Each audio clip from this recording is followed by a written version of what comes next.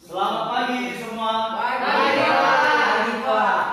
Oh, ceria. Apa kabar? Baik. Ya. Sehat. Ya, Bapak senang kalian semua dalam keadaan sehat. Ada yang tidak masuk hari ini? Ketua kelas siapa yang masuk? Angela Suat. Angela Suat. Ada keterangan? Tanpa keterangan. Tanpa keterangan. Ada yang tahu Angela Suat? Enggak. Ada. Jauh. Ya, semoga Angela tidak dalam keadaan sakit atau semoga dia sehat-sehat atau mungkin ada hal lain. Ya, kita semua Bapak selalu ingatkan jaga kesehatan. Jaga itu aktivitas sehari-hari, jangan tidak ada urusan-urusan keluar-keluar, berkumpul dengan teman-teman. Hal-hal yang tidak perlu sekarang tidak usah dilakukan, ya. Itu untuk kesehatan kita bersama. Baik, kita akan buka dalam doa. Giliran siapa hari ini? Nesta. Ya, buka dalam doa.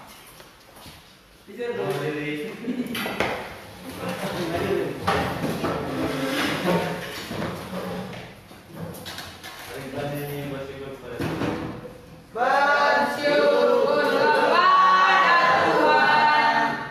Bersyukur kepada Tuhan. Sebab Ia baik. Bersyukur kepada Tuhan. Mari kita berdoa. Tuhan, terima kasih karena Engkau yang menjadikan kami sehingga bersampai di tempat ini dengan selamat. Tuhan, perkenankan ajar mengajar sehingga berjaya dan pimpin agar boleh selesai dengan baik. Tuhan, dalam menjaga kami dalam namamu kami selesai. Ya, amin. Amin. Ya, terima kasih Nesta sudah berdoa. Pertemuan lalu ya kita masih membahas tentang hidup beriman. Ada yang tahu tentang iman? Apa itu iman? Pegang teguh. Ya, Berpegang teguh. berpegang teguh. Iya. Ada lagi yang lain mungkin dengan bahasa kalian masing-masing. Kalau yang sesuai dengan teori yang Bapak ajarkan kemarin berpegang teguh waktu lalu. Nah, sekarang ada lagi yang lain mengenai iman itu iman sesuai dengan pendapat pribadi. Ada? Apa itu? Percaya. Ya, iman itu percaya. Bagus sekali. Ada lagi pandangan-pandangan tentang iman? Nah, mau melakukan apa? Dengan baik. Melakukan dengan baik, jadi hal-hal yang baik ya, itu bagus sekali. Jadi Bapak senang kalian semua bisa mengerti apa yang sudah diajarkan yang waktu lalu. Nah, sekarang kita akan melanjutkan, yaitu tentang dampak dari hidup beriman dan pengharapan. Ya, ada yang tahu arti dampak? Apa itu dampak? Dampak itu bukan dampak buruk. Dampak itu akibatnya atau yang akan terjadi kalau kita melakukan ini. Ya, itu adalah dampak. Ya, jadi apa yang akan terjadi? Ya, itulah dampak. Dampak dari hidup beriman dan pengharapan. Dengan kompetensi dasar yang akan kita pelajari adalah satu, memahami arti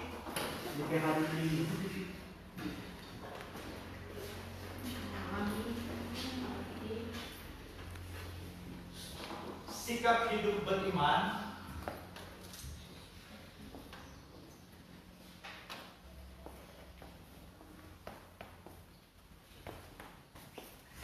dan berpengharapan.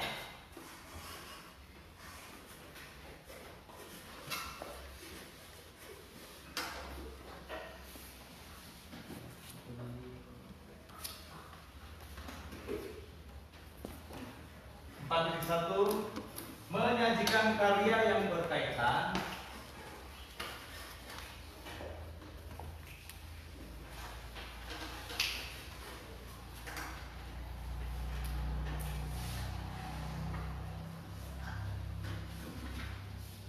dengan cara hidup beriman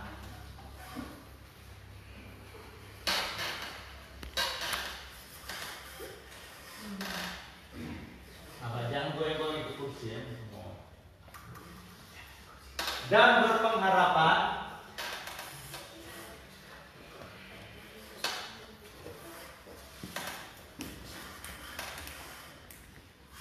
dalam bentuk tindakan nyata.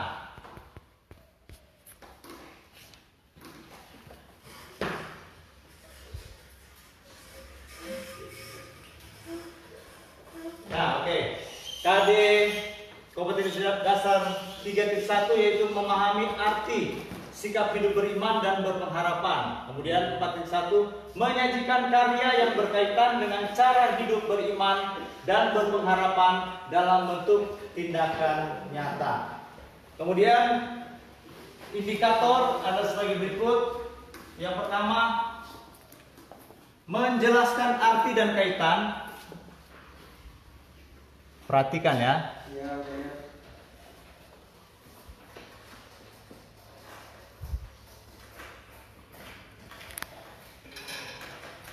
Antara beriman dan berpengharapan.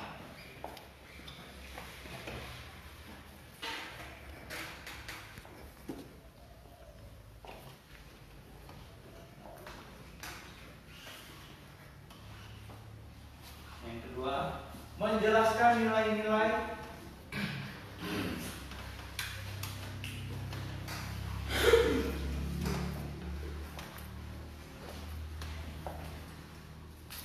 yang dapat dijadikan teladan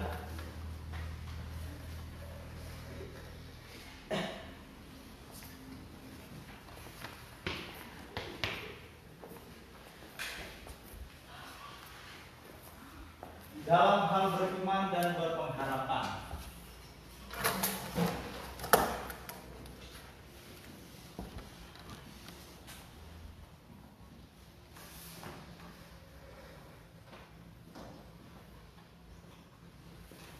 Yang ketiga,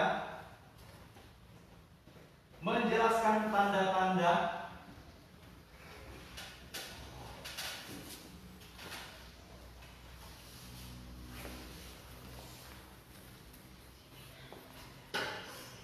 dampak dari hidup beriman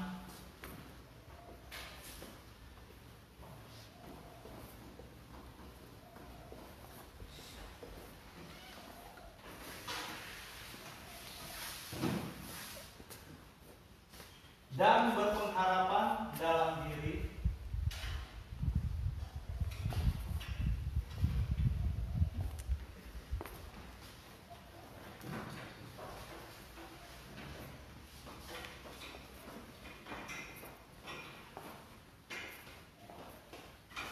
orang percaya berdasarkan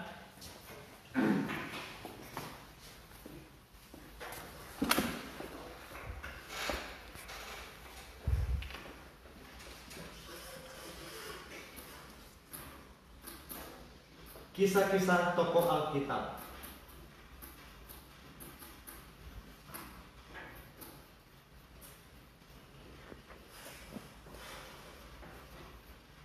Ya.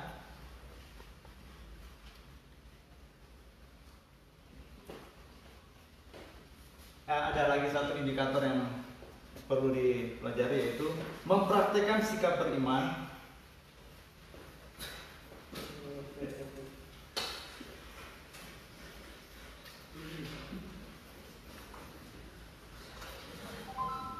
dan berpengharapan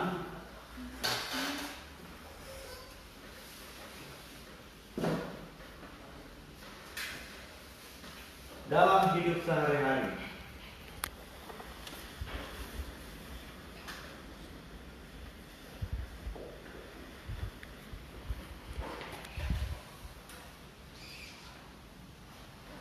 Ya, ini ada indikator, 4 indikator ini dengan tujuan adalah menjelaskan arti dan kaitan antara beriman dan pengharapan. Kemudian yang kedua, menjelaskan nilai-nilai yang dapat dijadikan teladan dalam hal beriman dan berpengharapan dari tokoh Alkitab Daniel, dalam Daniel 3 ayat 1 sampai 30. Kemudian menjelaskan tanda-tanda dampak dari hidup beriman dan berpengharapan dalam diri orang percaya berdasarkan kisah-kisah tokoh Alkitab yang telah dipelajari.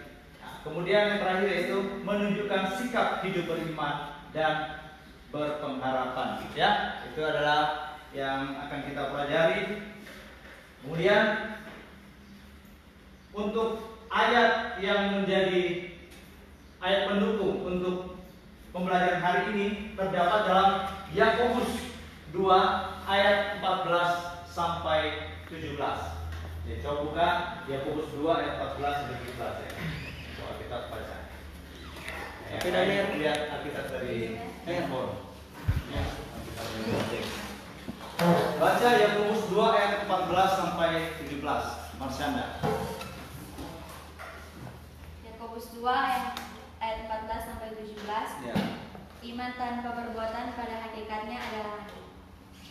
Apakah gunanya saudara-saudaraku jika seorang mengatakan bahwa ia mempunyai iman, padahal ia tidak mempunyai perbuatan? Dapatkah iman itu menyelamatkan dia?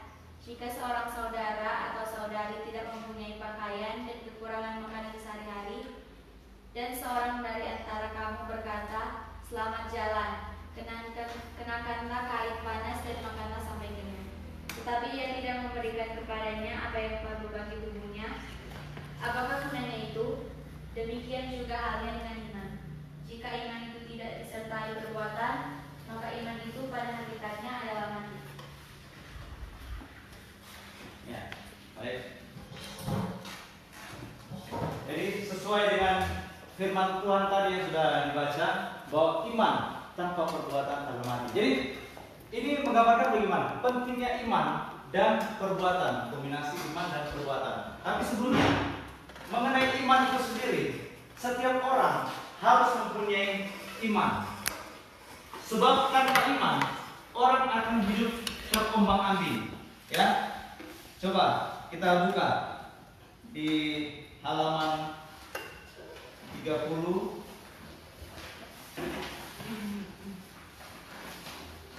Nah, mulai dari 24. Dampak hidup beriman dan berpengharapan. Nah, di sini kita bisa melihat manusia beriman harus melakukan imannya itu. Karena apa? Tanpa melakukan iman itu, orang akan hidup dalam keputusasaan, ketakutan. Beberapa waktu lalu ada sepasang muda-mudi, ya, karena mereka sudah menjalin cinta, ya, terjadi di dekat kita di kabupaten kita. Mereka menjalin cinta, namun cinta mereka tidak direstui oleh orang tua. Jadi umur SMA mereka berdua ini tidak direstui kedua orang tua masing-masing. Karena apa? Karena mereka berdua masih anak bersaudara, masih sepupu, ya. Ternyata anak bersaudara, jadi jangan ada yang naksir-naksir, ya. Sedangkan naksir-naksir umur begini jangan dulu, apalagi naksir saudara anak sepupu sendiri tidak boleh, ya. Karena mereka tidak direstui, mereka akhirnya mengambil jalan pintas, yaitu dengan cara apa? Kawin lari. Bagus kalau kawin lari. Ini lebih parah dari itu. Ya, kalau kalian lihat di berita, mereka gantung diri di tower salah satu menara handphone. Ya, mereka gantung diri, berdua gantung diri, dan mereka menulis surat, karena papa dan mama tidak menyetujui, biarlah kami akan bersama di alam yang lain. Waduh, ini ternyata suatu apa? Kebodohan. Dong kira dorong bersatu di alam lain, ternyata dorong bersatu di neraka. Ini adalah orang-orang yang punya iman yang lemah. Selalu masuk gereja mereka berdua ini, tapi mereka tidak punya iman. Jadi orang yang rajin gereja belum tentu juga punya iman. Jadi kalian ini walaupun rajin-rajin masuk gereja, tapi tanyakan dalam diri, ada iman tidak dalam diriku? Iman percaya kepada Tuhan. Kalau mereka punya iman, mereka pasti akan yakin, walaupun kami akan dipisahkan, tapi Tuhan pasti akan menyediakan yang terbaik. Ya, jangan nanti, misalnya kalian nanti, aku sudah pacaran sama beda agama, tapi kita sudah saling cinta. Waduh, ini parah ini, ya. Carilah yang seiman, ya. Karena apa? Karena di dalam seiman itu firman Tuhan mengatakan carilah pasangan yang sepadan supaya kita bisa saling menopang, saling membangun, saling mendoakan. Nah, kalau beda iman mana bisa, ya? Oke. Kemudian coba buka tuh, lihat halaman 23. Ada gambar 25. Ada gambar perahu di situ. Nah, itu gambar perahu itu ada ditambahkan apa di atas perahu? Dayung. Nah, dayung ini ada dua dayung, yang satu tulisan iman, yang satu pengharapan. Nah, dalam kehidupan kita ini bagaikan perahu. Coba kalau perahu itu ada di tengah laut, dayungnya patah atau dayungnya hanyut, tidak ada dayung, bagaimana kita bisa mengarahkan perahu? Akhirnya terombang-ambing di tengah laut berhari-hari, berminggu-minggu. Kalau tidak ada yang temukan, bisa mati di tengah laut. Begitupun dalam kehidupan kita, seperti perahu, harus ada dayung, yaitu iman dan pengharapan. Saat ada iman dan pengharapan, maka kita akan tahu mau mengarah kemana, mau tujuan kita kemana. Kita akan bisa yakin mengarah ke sana. Ya. Baik, gimana? Kalau cuma iman sendiri, ya iman itu harus dibarengi dengan pengharapan. Ini cuma sekedar perumpamaan, ada iman dan pengharapan. Tapi seandainya satu dayung, di dalam satu dayung itu ada iman dan pengharapan, bisa juga. Ya, ini bukan berarti karena dua dayung itu satu iman satu pengharapan, tidak seperti itu. Dua-duanya ini, ataupun ada 4 dayung misalnya 4 orang, ataupun cuma satu dayung, yang penting ada iman dan pengharapan. Ini cuma perumpamaan, ya. Harus ada iman dan pengharapan. Karena apa? Di mana ada iman, di situ pasti ada pengharapan. Karena tidak mungkin orang beriman tapi tidak punya pengharapan. Saya beriman kepada Tuhan. Terus kamu kalau nanti masuk mana? Surga atau neraka? Wah, tidak tahu saya. Yang penting cuma iman saja. Wah, itu sia-sia. Itu iman yang sia-sia. Ada iman pasti ada pengharapan, ya. Nah, kemudian setelah kita melihat dayung ini, kita bisa melihat gambar perahu ini. Kita bisa melihat betapa pentingnya iman dan pengharapan dalam kehidupan orang percaya. Ya, sama seperti yang sudah kalian jawab tadi. Iman itu berarti berpegang teguh. Iman berarti percaya. Ya, itu kita harus lakukan dalam kehidupan kita. Dengan iman itu akan ada pengharapan, misalnya apa? Serta kesuksesan. Kalian harus punya iman. Aku pasti nanti kalau sudah besar, aku ingin menjadi dokter.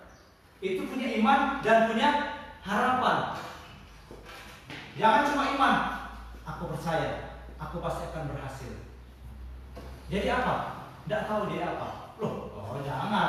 Harus ada pengharapan. Nah, semua pasti ada cita-cita, ya. Cita-cita apa? Polisi. Polwan. Polisi. Oh, bagus. Kamu cita-cita apa? Nesta. Politisi. Polisi. Waduh, mau jadi tentara. Oh, bapak kira jadi tentara juga. Harus bilang yang lengkap. Ya. Semua ini, kalau yang nyari satu-satunya ini menjadi apa? Dosen. Hebat sekali. Ya, oke. Semua punya cita-cita. Jadi kalau bapak tanya pasti ada cita-cita. Nah, itulah mengapa kita harus punya iman untuk bisa meraih cita-cita itu. Ya, di dalamnya ada selain untuk harapan masa depan, ada juga kesehatan, ada juga orang sakit, sedang sakit, tapi karena dia punya iman, Tuhan pasti akan menyembuhkan aku. Akhirnya dia bisa sembuh. Ada nggak yang punya pengalaman seperti itu? Belum minum obat, tapi karena berdoa tiba-tiba sembuh. Ada pernah kejadian seperti itu? Siapa di sini? Nggak pakai minum obat, tahu-tahu sembuh tuh sakit kepala. Nggak pakai minum obat, tahu-tahu sembuh sakit gigi. Karena apa? Karena berdoa, beriman. Pasti ada tuh pernah kejadian tuh. Pasti ada ya, yang mengalami. Nah, itulah pentingnya iman. Tapi bukan berarti sudah usah minum obat lagi. Nah, kalau seandainya berobat terus dokter kasih obat ya minum. Karena dokter juga dipakai Tuhan untuk memberikan kebaikan untuk dalam hal kesehatan. Nah, itulah peran-peran setiap manusia dalam kehidupan.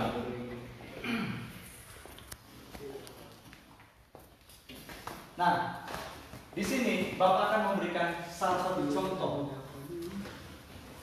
kisah tentang iman di dalam kitab Daniel. Ya, nah Daniel ini mempunyai 3 orang sahabat yang bernama Sadrak, Mesak, dan Abednego. Ya, kalian pasti pernah dengar dari sekolah minggu dulu, ataupun pernah dengar juga di gereja ibadah-ibadah umum. Ini mereka bertiga ini orang-orang yang sangat kuat imannya. Mereka rajin beribadah kepada Tuhan. Mereka selalu mengandalkan Tuhan dalam kehidupan mereka.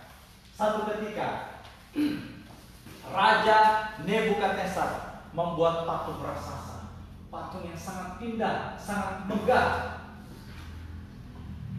dan dia mengatakan, semua penduduk harus menyembah kepada patung ini. Barang siapa yang tidak menyembah akan dihukum, akan saya masukkan ke dalam perapian yang menyala-nyala. Ya, masukkan ke dalam perapian yang menyala-nyala. Nah, kemudian gemetarlah seluruh negeri itu. Kemudian mereka dikumpulkan untuk menyembah patung itu. Ketika mendengar suara musik, langsung semuanya menyembah. Ternyata ada 3 orang, mereka tetap berdiri dengan tegak, berdiri dengan teguh. Mereka tidak mau menyembah kepada patung itu. Mereka bertiga tadi adalah Sadrak, Mesak, dan Abednego. Mereka tetap berdiri. Dan itu menyebabkan raja menjadi murka. Kurang ajar. Saya mau potong nih lehernya ini. Saya mau cincang orang ini. Oh, tapi kan sudah disediakan hukuman. Saya akan masukkan mereka ke dalam perapian yang menyala-nyala. Nah, akhirnya mereka bertiga ditangkap. Dan karena raja sayang mereka bertiga ini, raja memberikan penawaran. Begini, Sadrak, Mesak, Abednego, kalian ini orang-orang baik, kalian ini orang-orang pintar. Saya masih perlu kalian untuk membangun negeri ini. Begini, saya kasih kamu kesempatan. Kamu sembah itu patung itu 1 kali saja, dan kamu akan saya bebaskan. Saya tidak akan masukkan ke dalam api. Lalu apa jawab mereka? Tuanku Raja, tawaran Tuanku Raja sangat baik untuk menyelamatkan nyawa kami. Tapi kami percaya bahwa hanya Allah yang hidup, hanya Allah Israel yang layak untuk disembah. Kami tidak akan menyembah pada Allah lain. Dan sekalipun Raja mengancam kami dengan perapian yang menyala-nyala, kami tidak akan menyembah kepada Allah lain atau patung itu. Dan kami percaya bahwa Tuhan akan menolong kami. Dan perlu Raja tahu, kami percaya Tuhan bisa menyelamatkan kami. Tapi seandainya pun Tuhan tidak mau menyelamatkan kami, seandainya pun Tuhan tidak menyelamatkan kami pada hari ini, kami tetap percaya kepada Tuhan kami. Kami tidak akan menyembah kepada patung buatan Tuanku Raja. Dengar begitu, langsung Raja menjadi murka, Raja menjadi marah. Masukkan mereka ke dalam perapian yang menyala-nyala itu. Dan ketika sebelum masukkan, kasih lebih panas lagi 7 kali lipat. Dikasih lebih panas lagi 7 kali lipat. Dan apa yang terjadi ketika mereka yang melemparkan, prajurit-prajurit yang melemparkan mereka bertiga ke dalam perapian yang menyala-nyala, yang melemparkan ini hangus terbakar. Karena apa? Terlalu panas. Bahkan yang melemparkan pun ikut mati. Nah, Raja langsung puas hatinya. Nah, di sini kita bisa melihat waktu Sadrak, Mesak, Abednego, dia berkata, kami percaya bahwa Tuhan sanggup menyelamatkan kami. Tapi kalaupun Tuhan tidak menyelamatkan kami, kami tetap percaya kepada Tuhan kami dan tidak akan menyembah Allah lain. Nah, begitu pun dalam kehidupan kita. Apakah kita pernah merasakan saat kita sedang terpuruk, saat kita sedang dalam mengalami kejatuhan, dan kita berkata, Tuhan, Kalau Tuhan tidak tolong saya tidak mau berdoa lagi. Kalau Tuhan tidak memberikan cinta saya, si Susi itu, saya tidak akan membaca-baca Alkitab lagi. Ada yang seperti itu? Tidak. Hah? Tidak. Kalau Tuhan tidak mau tolong saya tidak akan masuk gereja lagi. Ada yang begitu? Nah, ini meragukan kuasa Tuhan. Berarti kalau seandainya Tuhan tidak kabulkan, berarti ada maksud Tuhan. Bukan berarti Tuhan tidak sanggup. Begitupun imannya Sadrak, Mesak, Abednego. Saya percaya, kami percaya Tuhan pasti sanggup menyelamatkan kami. Tapi seandainya Tuhan tidak menyelamatkan kami tetap percaya kepada Tuhan dan kami tidak akan menyembah Allah lain. Nah, begitupun dalam kehidupan kita, seringkali apa yang kita doakan tidak terjadi sesuai dengan kenyataan. Seringkali apa yang kita minta tidak pernah kita dapatkan. Padahal Tuhan sedang menyiapkan sesuatu yang lebih indah. Tuhan sedang menyiapkan sesuatu yang lebih spesial. Karena Tuhan tahu apa yang terbaik buat kehidupan kita. Dan akhirnya ketika mereka dimasukkan ke dalam perapian yang menyala-nyala, Raja langsung lihat, loh, perasaan tadi ada 3 orang di dalam. Iya,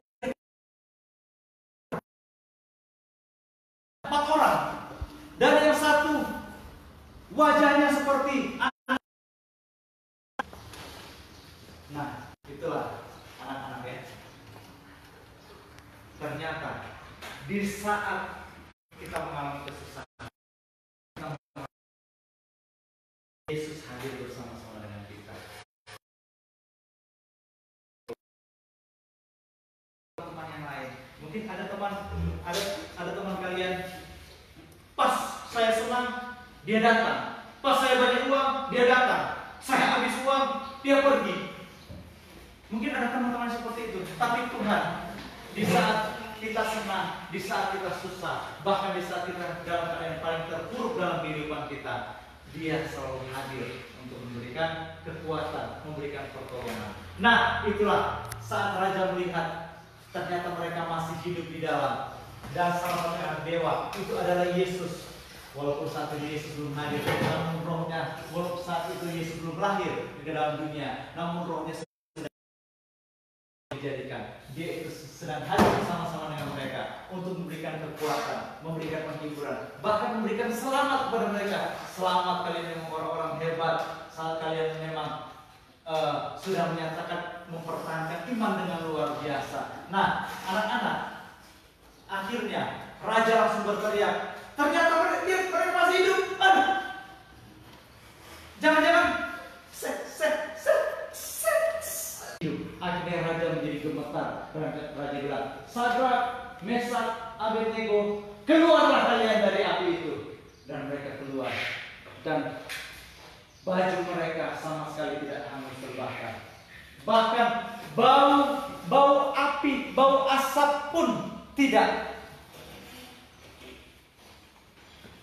Itu adalah mujizat yang Tuhan lakukan. Dan mujizat Tuhan itu dapat terjadi juga, mujizat yang sama, bahkan lebih dahsyat dari itu, bisa terjadi juga dalam kehidupan kita sebagai anak-anak Tuhan, orang-orang yang percaya kepada Tuhan. Ya, nah, sampai di sini ada pertanyaan dulu sebelum Bapak mau melanjutkan. Ada pertanyaan tentang iman dan pengharapan? Ada? Jangan tidur, teman. Ada? Tidak. Baik, kalau begitu Bapak akan memberikan pertanyaan. Nah, karena ada yang ngantuk itu, jadi kasih pertanyaan dulu supaya berpikir.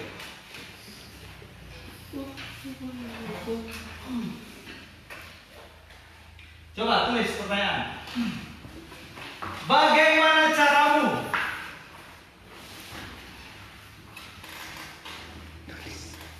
Bagaimana caramu? Tulis.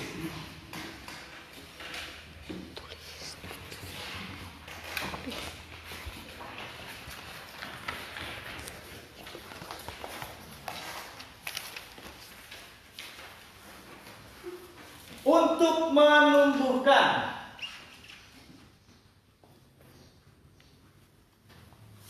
iman dan pengharapan.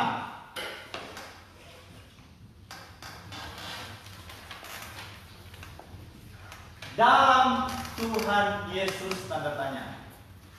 Bagaimana caramu untuk menumbuhkan iman dan pengharapan dalam Tuhan Yesus tanda tanya.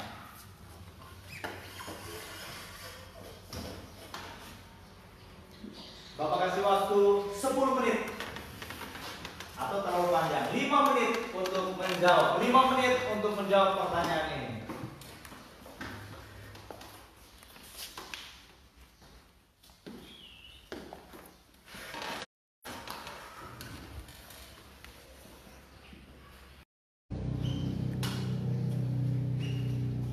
Baik, waktu sudah habis. Ya, Bapak akan lihat apakah jawaban kalian cukup baik. Siapa boleh jawab di muka? Angkatan. Oh, ya. Given. Silakan. Bagaimana caramu untuk menemukan iman dan pengharapan dalam Tuhan Yesus? Saya menemukan iman dan pengharapan dengan cara berdoa, beribadah, dan membaca Alkitab setiap hari. Iya, tepuk tangan.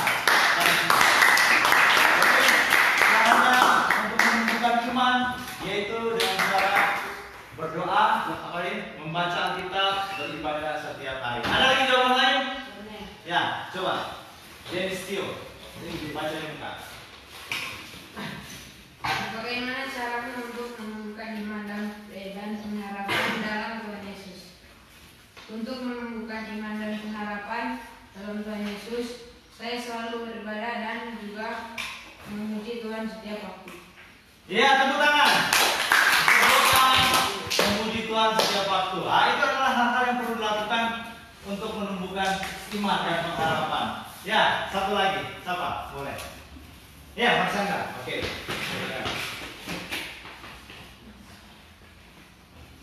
Bagaimana caramu untuk menumbuhkan iman dan pengharapan dalam Tuhan Yesus? Untuk menumbuhkan iman dan pengharapan dalam Tuhan Yesus, maka saya harus rajin ke gereja dan sering berbuat baik sesuai dengan perintah Tuhan. Iya, tepuk tangan. Jadi ke gereja, melakukan hal-hal yang baik sesuai dengan perintah Tuhan. Nah, itu cara-cara untuk menumbuhkan iman. Ya, baik. Sekarang Bapak mau simpulkan pembelajaran kita pada hari ini, ya, bahwa yang pertama mengenai iman dan pengharapan itu harus ditunjukkan oleh orang-orang percaya. Yang pertama dengan cara yang paling khusus adalah dengan percaya kepada Tuhan Yesus Kristus sebagai Tuhan dan Juru Selamat. Karena apa? Yang paling utama adalah percaya kepada Tuhan Yesus Kristus sebagai Tuhan dan Juru Selamat. Karena di dalam Dialah kita memperoleh keselamatan. Di dalam Dialah kita memperoleh penghiburan. Di dalam Dia kita memperoleh kekuatan. Ya, sebab tanpa iman itu kepada Tuhan Yesus kita tidak akan bisa diselamatkan. Dan yang kedua adalah menumbuhkan iman, sebagaimana jawaban kalian tadi. Hal-hal yang harus dilakukan untuk menumbuhkan iman. Jadi iman itu tidak hanya berhenti saja, yang penting sudah beriman, sudah. Banyak hal yang perlu dilakukan untuk menumbuhkan iman itu. Di antaranya sering membaca Alkitab, firman Tuhan, beribadah, apalagi tadi, sering memuji Tuhan, berdoa, melakukan perbuatan-perbuatan baik yang dikehendaki Tuhan sesuai dengan firman Tuhan. Nah, itu hal yang kita perlu lakukan supaya apa? Supaya kehidupan kita terus bertumbuh dalam iman dan pengharapan. Ya, demikian pembelajaran hari ini dan kita akan segera tutup dalam doa. Giliran siapa berdoa? Oh, Yestio ya. Mau berdiri. Kita nyanyi satu tak. Satu tak melihat jalanmu. Satu tak mengerti rencanamu. Namun tetap ku pegang